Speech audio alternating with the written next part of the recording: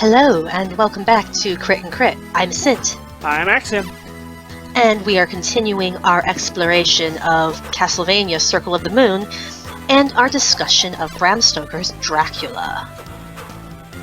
Last time we talked a little bit about just some of the better-known vampire myths and traits and some of their origins and implications, but we're going to actually get into the story itself now, which I imagine many people probably know the broad strokes of, but maybe we'll catch you by surprise a little bit.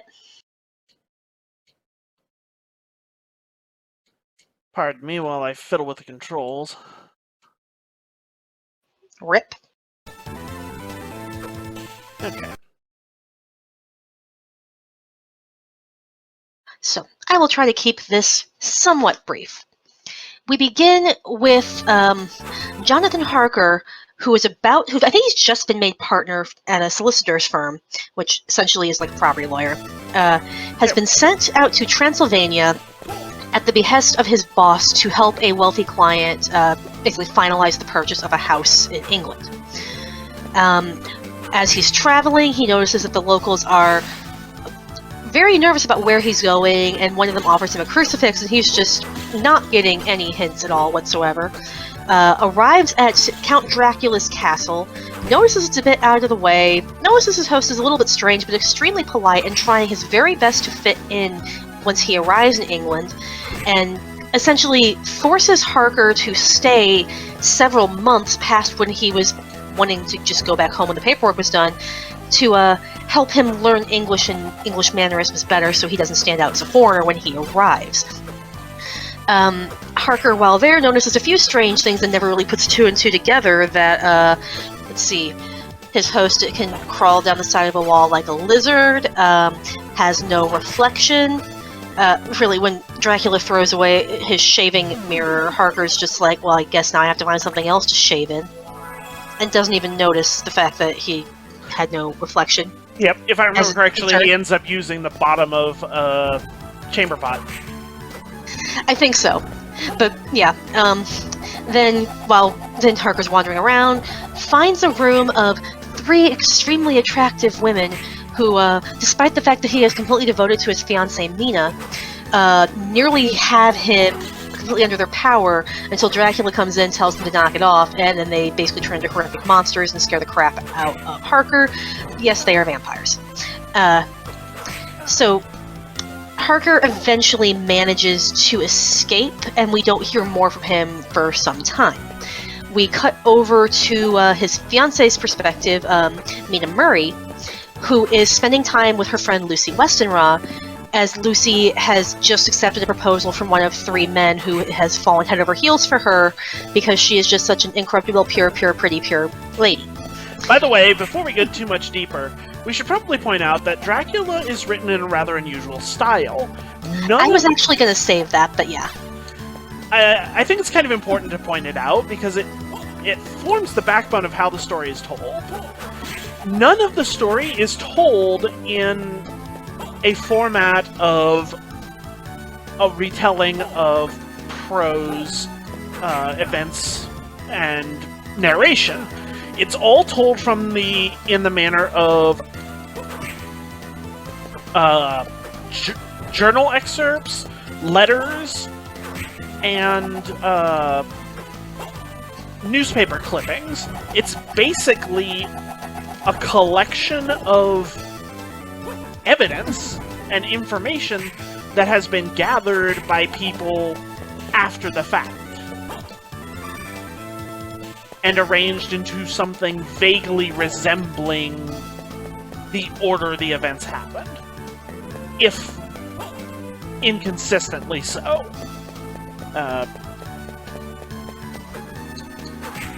Obviously, to some extent, intentionally, so that certain information is not revealed too early, things like that. Anyway, continue. Right, yeah, I was going to touch on the whole frame novel situation later when we could devote a full episode to it, but yeah. So, Mina is spending time with Lucy. Lucy has three people in love with her. Bear in mind, this is a time, like, before dating as we know it today exists, so this would have just been people coming while supervised by a chaperone to spend time with her and then see if she is willing to marry them. So we'll talk about this more when we get into like character perceptions and other things, but yeah, Lucy is actually doing everything perfectly properly by the standards of the era. It's just a little unusual that she has 3 guys head over heels with her just because she is supposedly that sweet.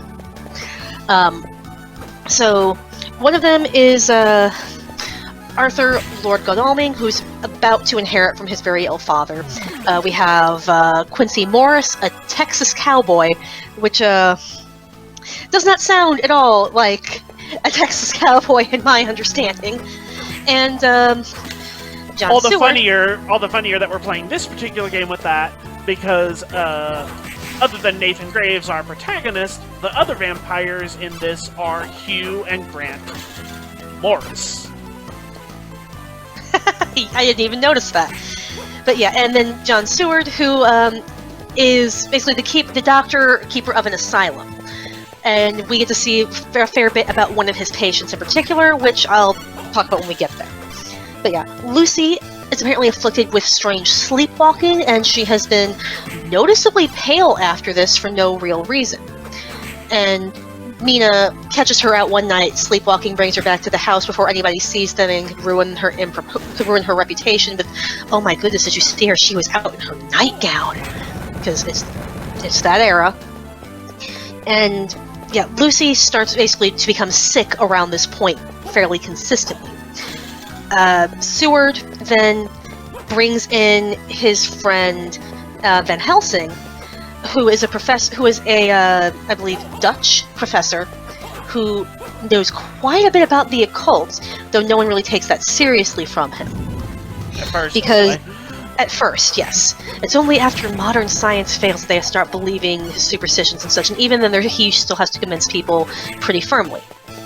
But yeah, Mina is still quite worried about Jonathan because she hasn't heard from him in quite some time, which isn't like him.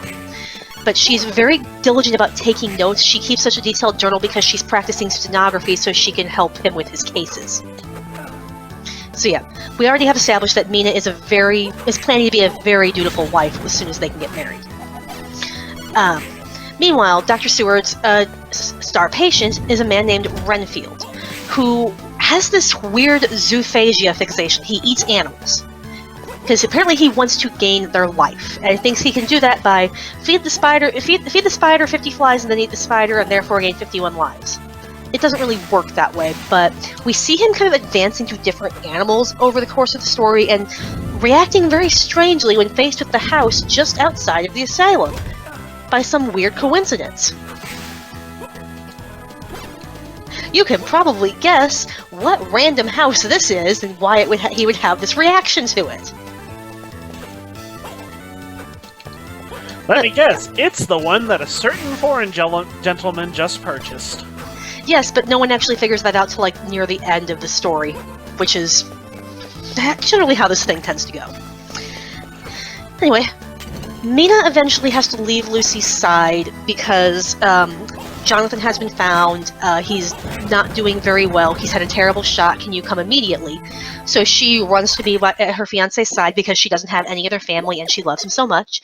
So she now has to leave Lucy, who's been a little bit poorly, on her own.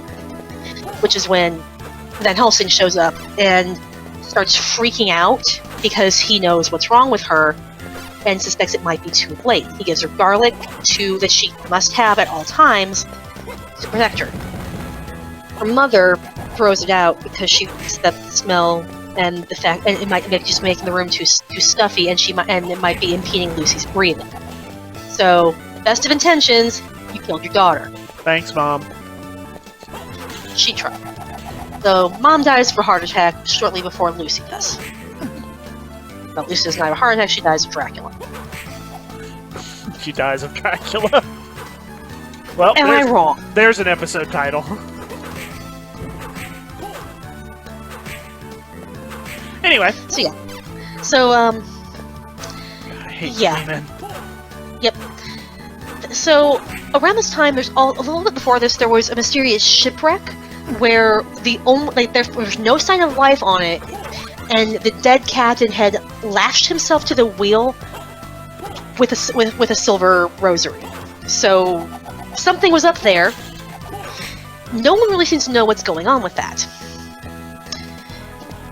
But Mina and Jonathan return home, and Van Helsing goes there to stop in and see Mina because Lucy had mentioned Mina quite a bit in her diary, and he wanted just to ask her more questions about Lucy's condition when she was there, and so on and so forth. And this is when Mina happens to mention Jonathan's experiences, which of course intrigued Van Helsing, and they start being able to put pieces together how these things might be connected. And it turns out that it's largely because Mina is insanely good at organizing things. She starts compiling Jonathan's journal, her own journal, Dr. Seward's notes, everything, and they can start finally getting a timeline of what's been going on.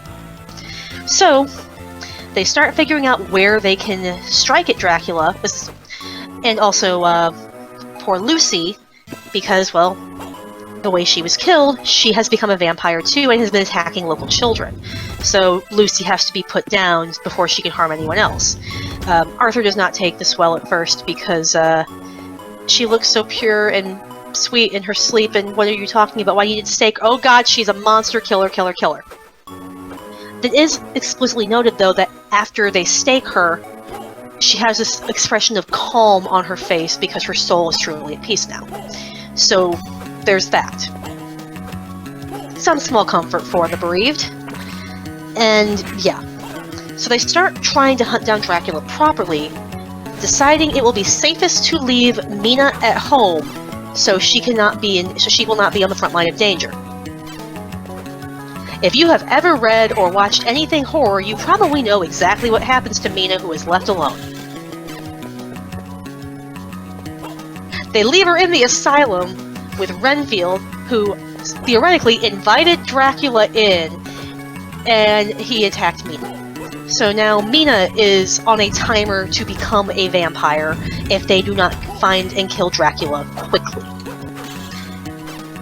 However, Mina being, I'm not going to even try to be unbiased here, the most competent character in the book, I was about to say, discovers that she can be hypnotized during the night and use her innate connection to Dracula to help track him and figure out his movements, which allows the group to more effectively figure out where he is and what he's doing, even at the risk of, him ordering her to his side. So they can't leave her behind anymore, and they have to be careful what they tell her because there's a risk that he could see what she's doing too, but she's still incredibly helpful to their efforts.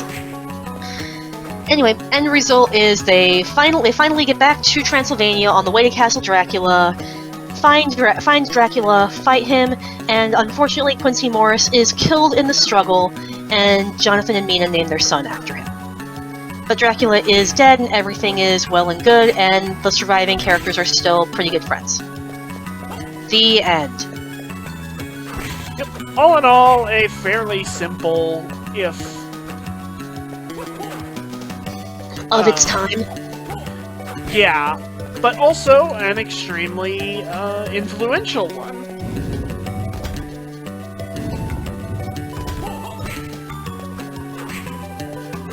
As we discussed in last episode, the influence of the novel of Dracula is omnipresent in our society as far as anything with this particular mythological, fantastical subject.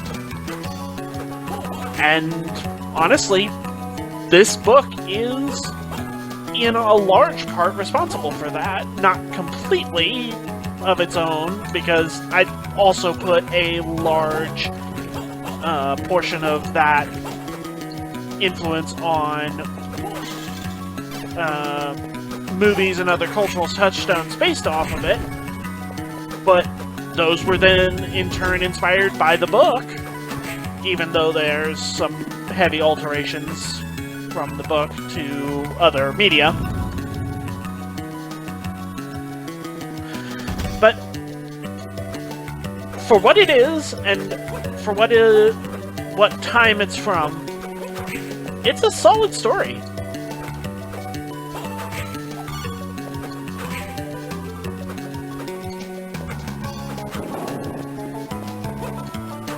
Yep.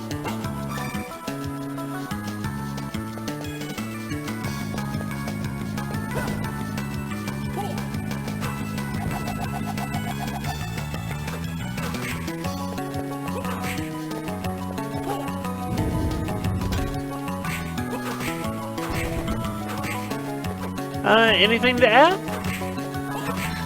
Nope, that doesn't touch on other things I have notes for future episodes, so I'm gonna save those so I don't repeat myself too many times. That's fair. The only other thing that I'll add is that at least every version of Dracula I was able to come across when I went looking for them came with a fairly extensive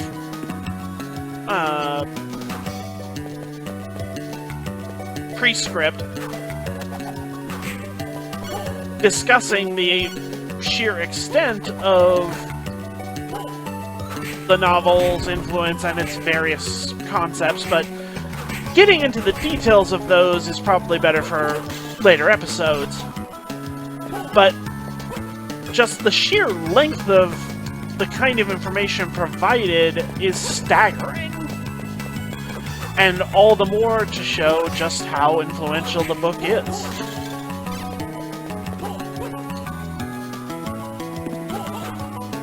But yeah, we will begin to get into the details and nitty-gritty bits of the story's various concepts next time. See you then. Later.